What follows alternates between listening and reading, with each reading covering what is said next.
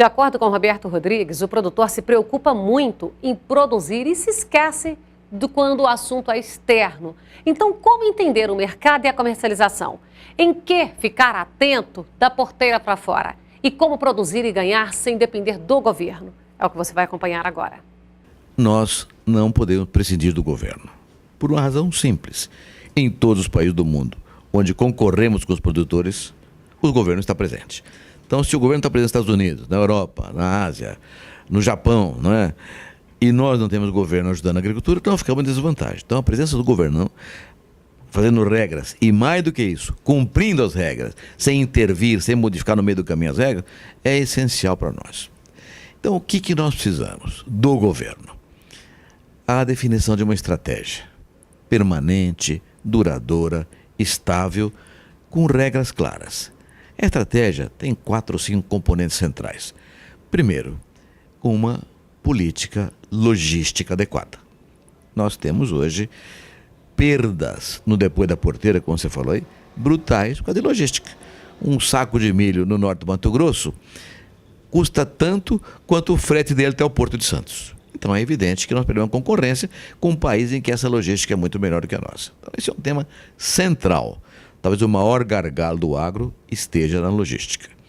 E temos que reconhecer que o atual governo está começando a mexer com isso. Muito devagarinho, mas já fez algumas concessões de rodovias, na política de portos está mexendo. Então eu acho que nós teremos, dentro de alguns anos, uma logística melhor no Brasil, o que vai favorecer a nossa competitividade de maneira brutal. Quantos anos? Aí é que está. Eu perguntei recentemente a um diretor da empresa de planejamento e logística, a EPL, que montou a estratégia brasileira de logística. Falei, quanto tempo demora a ficar pronto? Falou, bom, se tudo correr bem, uns 10 anos. Quer dizer, 10 anos é muito tempo para a gente esperar pela logística. Então aqui está um gargalo central. Segundo gargalo, política de renda. Não temos política de renda. Ah, mas tem um preço mínimo. O preço mínimo não é um preço estabelecido de acordo com a real demanda. É um preço político sempre, né? Não tem o seguro rural funcionando. O crédito rural ainda é muito velho. A lei do crédito rural é de 1965. Tem que flexibilizar isso, tem que ter outra posição. Muito mais. Cada vez que cada safra, o produtor tem que ir lá fazer um novo cadastro, um novo célula piontícia. Agora, fazer um negócio circulante, vai pagando, vai tocando para frente. Tem que flexibilizar a política de renda. Inclusive, valorizando os documentos que eu criei quando eu estava no Ministério da Agricultura, essas letras que funcionam hoje com muito vigor na Bolsa de Mercadoria e junto ao sistema financeiro. Então, política de logística, política de renda. Terceiro, política comercial.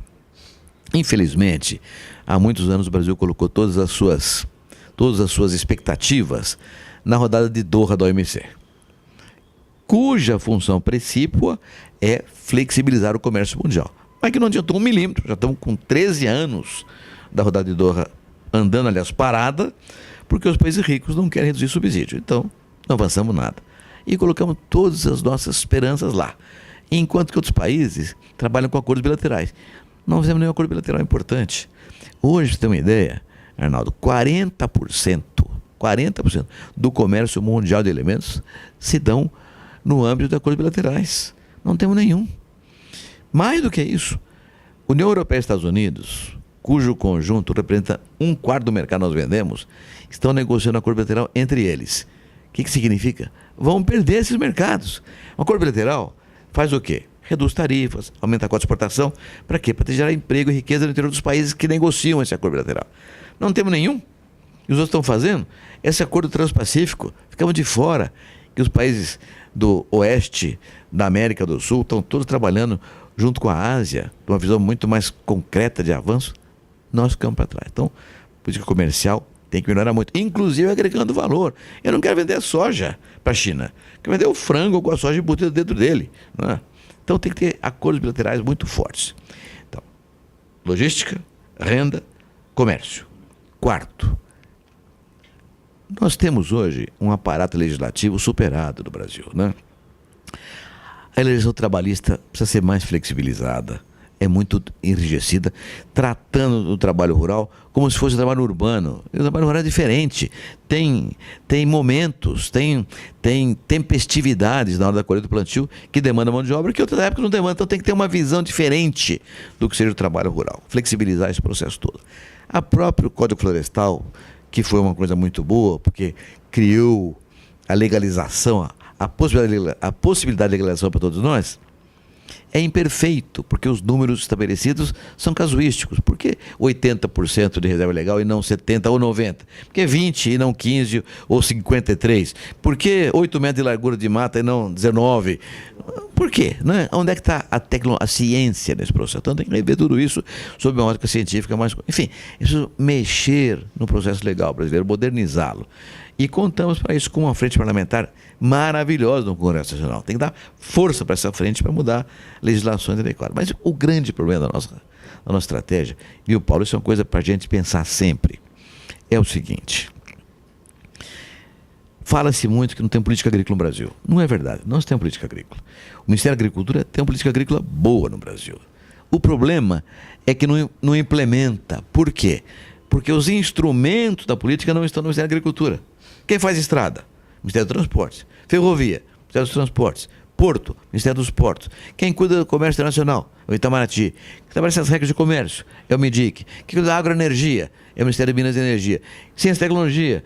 Que cuida de verba para tecnologia, não é o Ministério da Agricultura. Quem cuida de floresta? O Ministério do Meio Ambiente. Cuida de pesca? O Ministério da Pesca. Quem cuida do orçamento? Planejamento. Quem libera? É a Fazenda. Quem aplica? É o BNDES. Enfim, os instrumentos da política agrícola não estão no Ministério da Agricultura. Então, nem se Jesus Cristo for ministro da Agricultura, não consegue fazer nada se não houver uma estratégia do governo como um todo. Não é? É o Estado, não é nem o governo, é o Estado. Porque o parlamento tem que entrar, o judiciário e a sociedade brasileira tem que entender que o agro é bom para ela. O povo brasileiro é um povo feliz. Todas as estatísticas colocadas no mundo mostram que o povo brasileiro é um dos povos mais felizes do mundo. Por quê? Porque não falta comida. Por quê? Porque tem uma agricultura sólida, sóbria, competente. Por quê? Porque tem gente no campo que faz das tripas coração para poder avançar competitivamente. Bom, a Fabélia quer fazer um questionamento também do Dr. Roberto, mas depois, dentro dessa estratégia, gostaria que o senhor falasse da comunicação do campo, e hoje une-se aqui meios de comunicação de algumas regiões do país que estão unindo forças nessa questão, que faz parte também dessa estratégia, acredito eu, que é a questão da comunicação. Fabélia. Sim, essa, inclusive, acho que no que eu quero colocar aqui vai alcançar um pouquinho essa comunicação, porque recentemente houve uma pesquisa para verificar o conhecimento da população dos grandes centros com relação à soja. E Goiânia, que a gente achava que por estar numa região bem produtora, parece que foi a capital onde apresentaram folha de soja e o grão de soja, as pessoas menos conheceram, menos reconheceram o que era aquilo. Então, elas estão comendo a soja, seja no frango, seja no boi, seja na caixinha, na proteína, enfim. No óleo de soja, elas estão consumindo e não conhecem. E estão atravessando o tempo todo ali em lavouras de soja, especialmente em Goiás, isso aí é garantia. Hoje o produtor, então aí vamos lá, o produtor tem NR31 que trava. Tem uma população que foi ensinada a ser contra o produtor, que o produtor destrói, acaba, detona. E ainda tem os números que saem a todo momento, especialmente nesta época, que mostra. O déficit comercial é tanto, mas se não fosse o agronegócio, seria uma tragédia, seria um desastre, enfim. O que é que o produtor, o que é que as lideranças classistas podem e devem começar a fazer, independente do governo, mas eu não quero culpar ninguém, eu quero fazer a minha parte. O que elas podem começar a fazer para modificar esse quadro, esse cenário, essa opinião? Olha, Fafá, você colocou um tema que é o tema da minha vida nos últimos 10 anos. A questão da comunicação que o Marcelo coloca aqui é o que me incomoda há muitos anos. Eu, depois de ficar 50 anos brigando pela agricultura, em órgãos de classe, fui presidente da UCB, da ABAG, da Rural Brasileira, fui secretário de Agricultura de São Paulo, ministro da Agricultura, presidente da Aliança Mundial do Brasil, enfim, eu estive em organismos, e continuo hoje presidente da Academia Nacional de Agricultura e outras entidades de classe.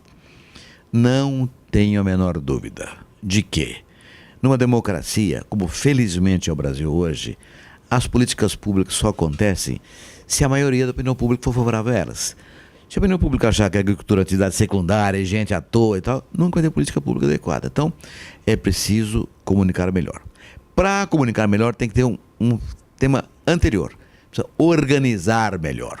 E o Brasil é um país muito díspar. O produtor da Serra Gaúcha, Paulo, tem nada a ver com o produtor de Rondonópolis, tem nada a ver com o produtor do Espírito Santo, ou do Agreste do Nordestino, ou da Amazônia. São mundos díspares, economicamente falando, edafoclimaticamente falando, tecnicamente, culturalmente, etnicamente, são mundos diferentes. Então, é preciso organizar isso melhor, para a gente poder ter uma união e uma organização adequada de representação e de voz pública. Esse é o primeiro tema. E o segundo é caminhar na direção que você está dizendo. É mostrar que uma calça jeans, como a que eu tenho, que você está usando aí, não existe sem algodão. Que o sapato de couro que eu tenho é subproduto de churrasco. Depois de comer picanha, faz o sapato, cinto, bolsa, etc. Que a sola dele, que é de borracha, que aqui é produtor seringueira, fazer borracha. Nada existe sem agricultura. Não é comida. Nada existe. A vida não fluiria sem agricultura. Isso não é presente. As pessoas não sabem disso. Essa gravata do Marcelo, que é de seda, pensa que nasceu na loja de pano. Não! Tem que plantar amora, colher a folha da amora, dar para um bichinho feio, chama bicho da seda, comer, que ele faz um casulo, casa com outro bichinho, faz um casulo, bota lá um ovinho, vem lá uma pessoa, tira aquele, faz a gravata, faz combinação, coisa mais linda. Lingerie, coisa mais linda, né? Que é a seda que faz. É agricultura. Papel é agricultura.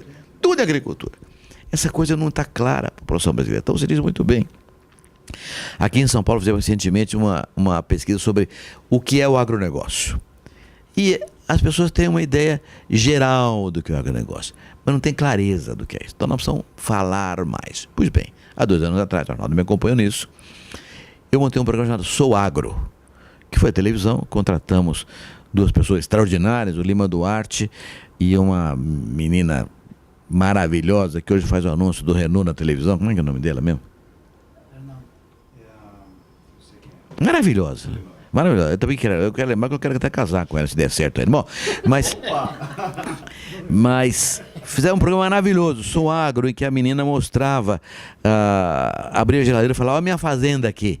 Tinha um bife, então parecia um boi, tinha lá um litro de óleo de soja, parecia o leite, abastecer o carro com álcool. Então mostrar a agricultura presente no dia a dia dela. Muito bem. Fazer esse programa precisa de dinheiro. Ficou 3 vezes na televisão, foi para revistas, jornais. Precisa de dinheiro. Então fui pedir dinheiro. Eu fui pedir dinheiro para os bancos que vivem da agricultura, para as máquinas agrícolas que vivem da agricultura, para os tratores e colhedeiras que vivem da agricultura, para o pessoal de semente que vive da agricultura, pessoal do adubo que vive da agricultura. Sabe quanto que me deram? 0. Nem um tostão. Então nós são nós que sofremos. Nem um tostão. Quem pagou foi a Única, foi a Abrapa, a ProSoja, o pessoal de cana-de-açúcar do Sudeste brasileiro. As tradings puseram algum dinheiro, Bung pôs dinheiro, Cargill pôs dinheiro. Algumas defensivos agrícolas na área da Andef puseram dinheiro.